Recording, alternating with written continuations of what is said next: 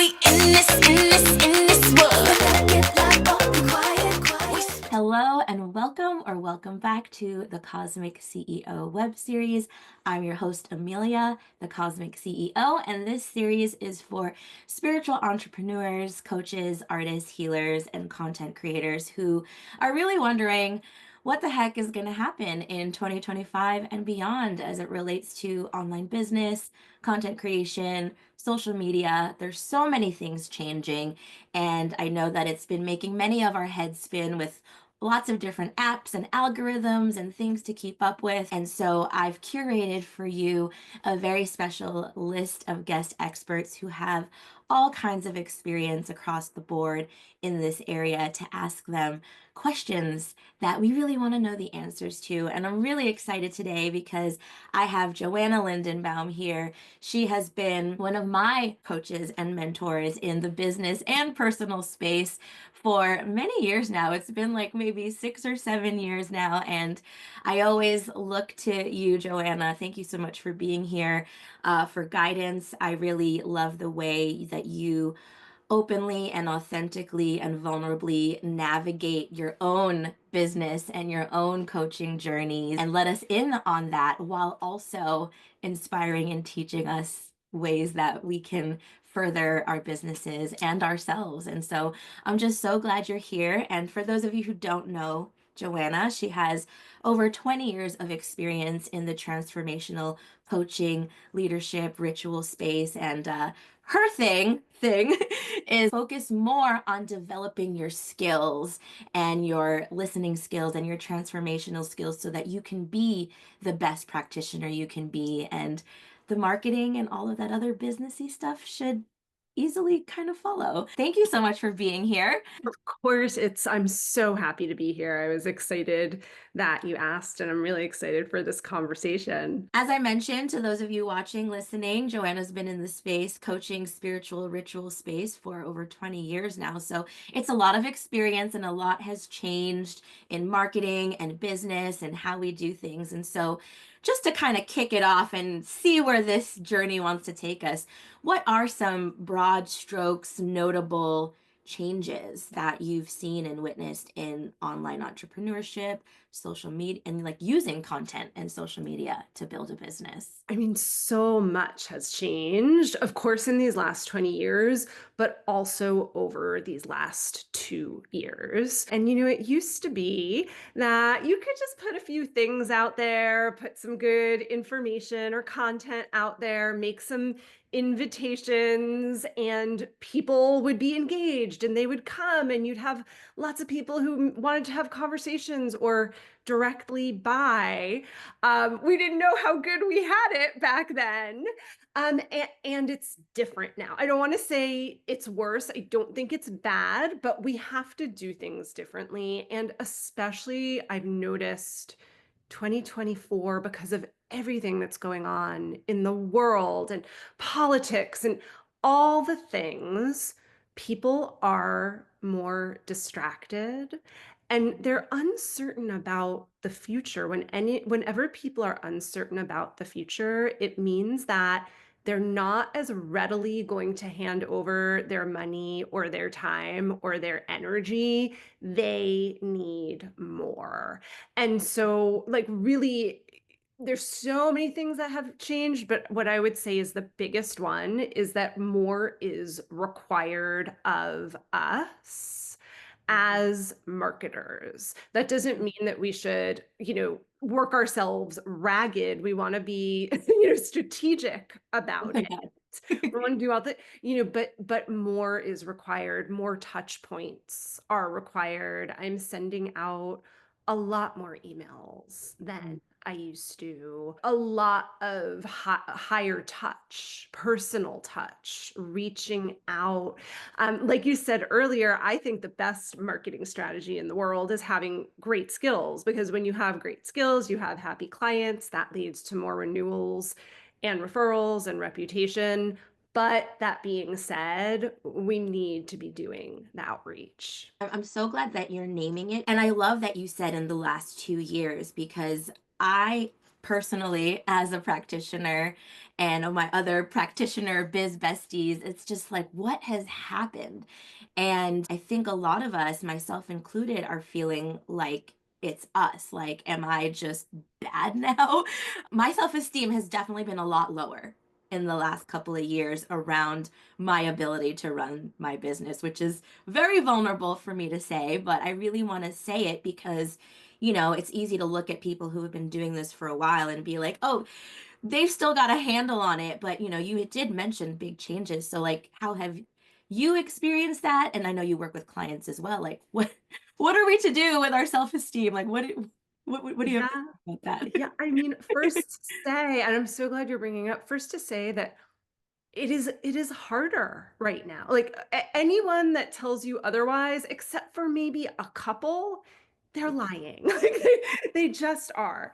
And I think that one of the things that keeps me tethered and grounded, and of course I have my moments of frustration.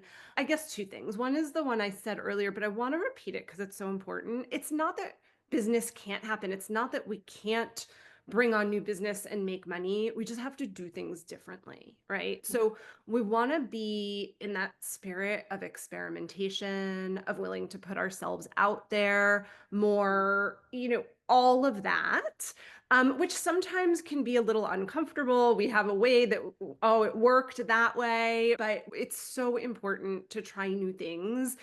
When times are different, we want to do some things differently. And then the other thing, and this one I think even more relates to the self-esteem issue, is I remind myself everything goes in cycles. We Mhm. are in a harder, more interesting marketing cycle right now, but it's not going to be like this forever.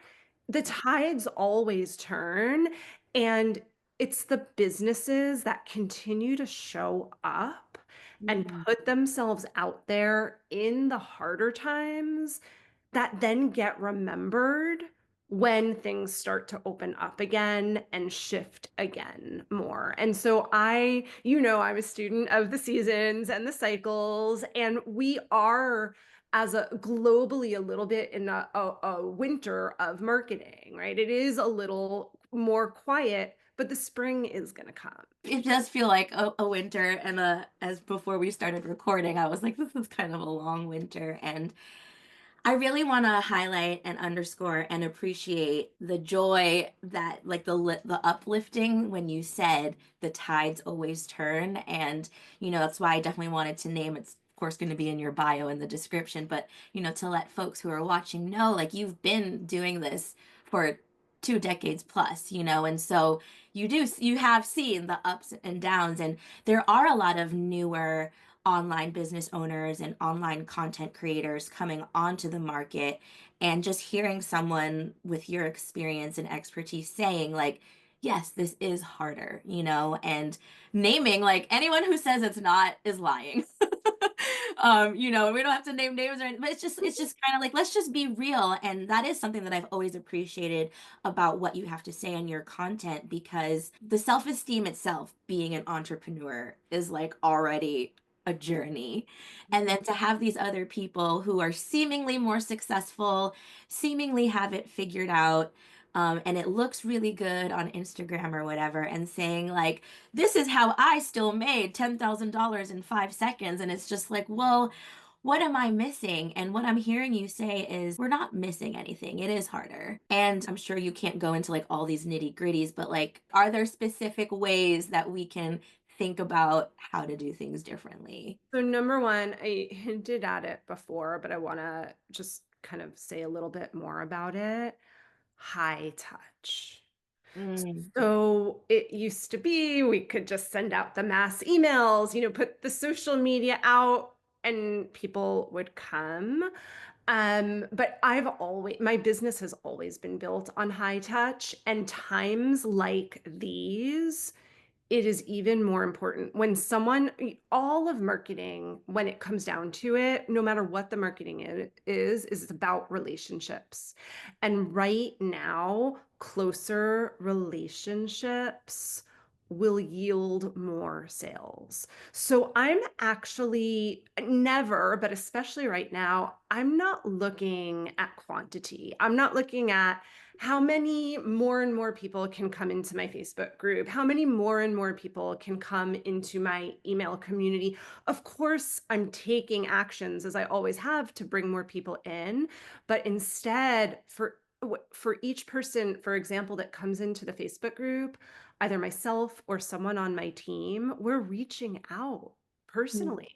We're saying hello. Someone comes to a preview call of mine and they've engaged a lot. I'm reaching out to them, or somebody on my team is individually.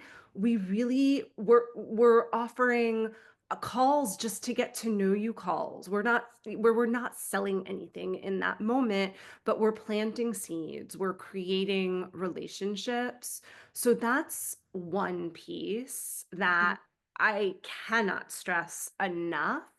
Yeah. It can make such a difference, Even especially. in the good times, you do that. I know, because Yeah. that's Yeah. that's why I'm here. I'm a lifer. I'm a Joanna lifer, everybody. So, I was impressed by that because it was kind of a good time when I came into your coaching world, and I did sense a lot of people were looking to buy, searching, and the fact that you and your team actually like reached out to me and like had a whole conversation with me and helped me navigate some of my questions and concerns, like, so that's always been a part of your business model, and what I'm hearing you say is, number one, really, really a part of the marketing business model. So yeah, thank you for saying that. Another thing is content only isn't going to get people anywhere. So especially with AI these days, right? And like people can find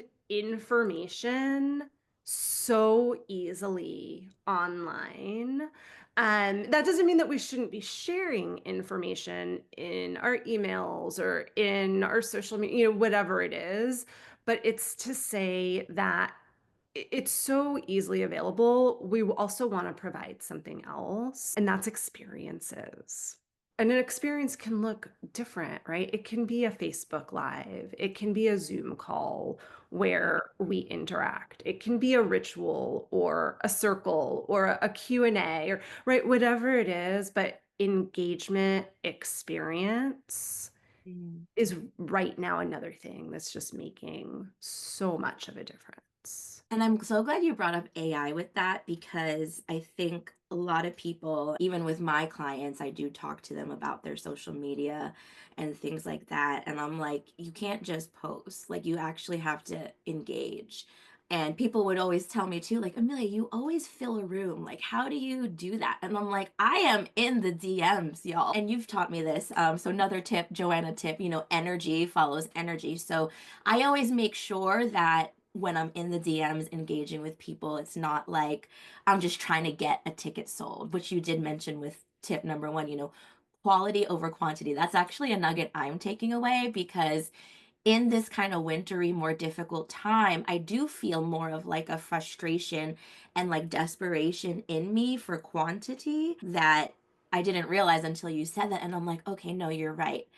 Don't worry if it's not like the 50 people that usually show up. Like if you get like one or two really great quality people in your class or whatever, that is a win, And for me, perfection is really hard on myself. It's like, but I used to be able to get 25 people like that. And it's like, no, like you kind of have to actually talk to 10 people to get two good people in the room. And I'm saying these numbers because I always like to like make things tangible, and I know you do too. And so um, that high touch piece, that's kind of what we mean when we say that. And the experience piece, yeah, I think there's so much AI, like we can always tell what's an AI post. So by the way, those of you that are new and like please edit your AI. Like you can use AI to like get the juices flowing, but like we know, people know all the emojis when it's AI, like it needs to come from you. That's part of the experience. Is that different than like a class or something that you would bring people in to then know more about your offering and program? It's more like the content itself is also. engaging and experiential. Exactly. So it can be a Yeah. class, a preview workshop, a live, but you're engaging. You're not just giving a presentation. You're Mhm. asking really good breakthrough coaching questions. You're leading people through a visualization where they can connect in words. If you're interacting, you're reflecting back, asking for shares and Q&A. You're doing a ritual. Providing an experience means giving people an opportunity to actually take, you're still sharing information during those things as well, but to actually take the information and process it a little Yeah. bit more, be able to embody it a little Yeah. bit more, right? And people are always so scared, oh, I'm going to give away too much for free. And then people aren't going to buy the thing. And I will just share my experience in all of these years has been the exact opposite. The Mhm. more that I give in my free previews and workshops, I give away so much You value, too. You too. and the higher conversion rate into the paid offerings. Thank you for saying that because I know that that's a balance that a lot of people, myself included, has tried to navigate. Um, and I think what I would say to that from my own experience and response is like the people who were never going to buy were never going to buy anyway. So it's not about that you gave too much away. It's like they were probably not a buyer anyway. That's also a good reminder for me as well. I do want to start going into like what you see 2025 and beyond. I'm imagining it's like just more of this, and that when the tides do turn, those of us who have stuck around will get to reap the harvest of the good summertime work that we did in the long winter. Yes. So I think what I do want to ask though too specifically because that was kind of not a specific question. Um, in the years with the cycles, do you see that just so for people can prepare ahead? My guess, and you tell me if this is right or wrong or if you have more to add, like it's an election year, not just in the United States, but it's a big election year around the world. There have been major global things happening politically, socially, very traumatizing and gut wrenching and emotional. Um, global climate stuff, all these things, earth things. Um, is that typically when we're in this like harder winter season? And then I don't know, It's a I'm good a question. I don't meteorologist of this. Right. I mean, I can't, based on data, Hmm. answer that, but just based on human behavior, Yeah. yes, right? Because for the same reasons that I mentioned earlier, all of that creates distraction. Mhm. And so people aren't as focused on whatever it is we're trying to get their attention on. And number two, there's a lot of uncertainty about the future. There's a lack of security or less secure feeling. And when there's less of a secure feeling, some people will purchase out of desperation, but we don't want those purchasers. We want people to purchase from a grounded place. And Yeah. sometimes we have to do a little bit more work to support our prospects to get grounded, to be able to then buy from us during times like this. Which then of course leads the focus to be for us to be grounded. So that's been even for me with running my practice and my business. It's like okay, I am a lot slower than I'm used to. Like I'm used to creating and doing so much so fast. And because of all the uncertainty in the air, I'm just slower. So, like, I also have to just ground myself because I don't want to be doing outreach or supporting clients or prospects from like an ungrounded place. And so, I'm like, we're humans, we're part of that too. So, it's like, do you experience that as well? Like, have you been having to ramp up your own kind of self-care and things like that? Yeah, I mean, as the inner work in better times and not as good times, the inner work is always my first go to. But I am taking longer walks these days and more naps and getting more body work and, all of the plus all of the inner tools. We need it, as you're saying, because we can't lead our clients in our groups unless we're resourced and doing our inner work. But it's also hard to then do marketing and lead our businesses unless we're resourced as well.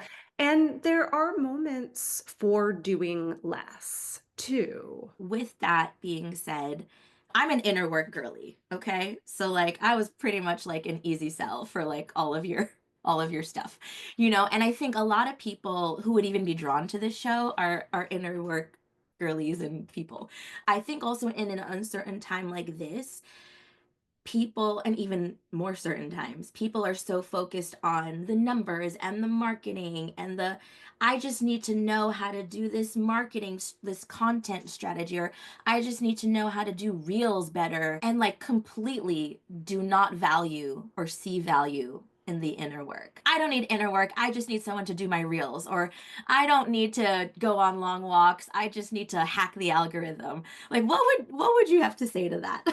Yeah, it's such a good question. And I mean, the how-to is important It, for sure. But the thing is, if any listener is here and they can identify for themselves that they're either not making themselves as visible as they would like, Mm. or they're procrastinating or on doing outreach or visibility or whatever the thing is, or they're working, but they're not really getting things out there because they've gotten into perfection mode and they just have to get it better and better, and then nothing ever happens, or any kind of self-sabotage, or going into this like victim kind of energy of, oh, I've tried all the things and nothing works, and so like what's the point, but then desperately just trying to do something. Any of that, that means that there's an underlying fear that Mm. needs to be worked with. It can be a fear of visibility. It can be a fear of being a fraud or an imposter. It could be a fear of other people thinking you're pushy or not liking you, or, fear of surpassing loved ones, right? We could go on and on. But if you aren't getting the results you want, yes, part of it is how do you do it better Yeah. strategically? But a big part of it is, where is your energy at? How are your fears standing in your way and creating resistance, self-sabotage, perfection, all the things I said, procrastination, etc. Would you dare to throw a percentage on that? Like what? what just for fun? I'll throw a percentage that I think, inner work versus outer work. So I'm willing to do. Would you dare throw a percentage on? Oh, I mean, I think it's going to be different for everyone in every Mm, situation, but I'd say at least 50% the inner work. And I yeah, stand by that, if not more. if not more. Okay, I'm a little bit more daring with I'm like, look, it's 90% inner, 10% outer. That being said, I do have, I come from engineering background, Wall Street background. I do have a very technical mind. And so like things like algorithms and like businessy stuff kind of do come easily to me, more naturally to me. So I will name that privilege that I have. So like you said, it depends on the person and the thing, like, what percentage, but at least 50 I think is good. For me, especially like when I started working with you, like I really focused on that inner work, and it was just like boom. The doing got done because I wasn't afraid to be visible, and I dealt with the shadows that kept me small and then affected my marketing because my marketing wouldn't pop the same versus if I brought my whole self to that. So that's my daring percentage, but it does fluctuate from time to time, but I think definitely at least 50%, if not more, would be good because I do find a lot of people they flip that percentage and they wonder why, you can get results with that percentage. They won't feel as good, I don't think.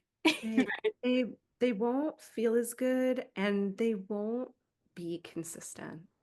Ooh, that's that really hits home for me because the more I strengthen my inner work, I didn't struggle with that consistency or that procrastination or self-sabotage or worrying what my family is going to say if I post these, and I was able to just show up more consistently. So that's a good one.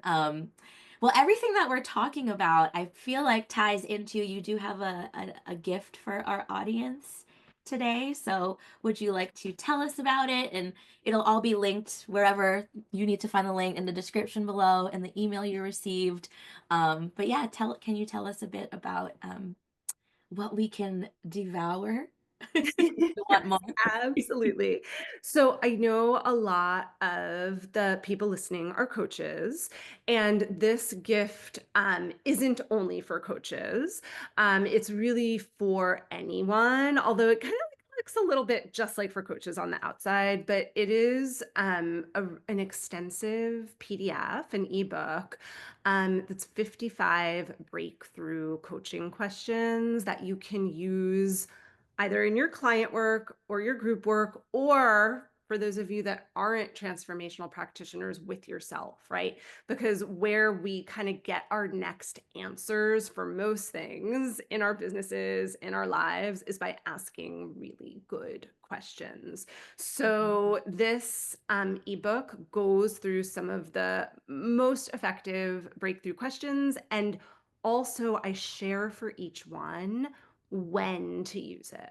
If a client is doing this, use this question. If a client or yourself is doing that, use that question. Love that so much. I'm going to devour it for sure. And I think it really fits well with what I think everyone can feel this time of uncertainty. And I will say, Joanna asks great questions, and she has taught me to ask better questions, not just of my clients, but of myself. How I would describe it is it takes you on a lovely journey that within yourself and within relationship that you might not have known. It's kind of like you're going on a hike, you're on your usual trail, but then you notice some flowers over here and you're like, "Oh, there's another trail with these beautiful flowers. What's over here?" And then it leads you to like a waterfall, you know? So if we've got a good 55 list of breakthrough questions, definitely grab that download and enjoy the journey. Thank you so much, Joanna, for being here. This has been enlightening for me, validating for me. I learned new things, and also just chatting with you is always a delight. You're so welcome. I've enjoyed it so much. To those of you watching, wherever you're watching this, like this video, subscribe, grab that PDF, and see you next episode. We switch this, switch this, switch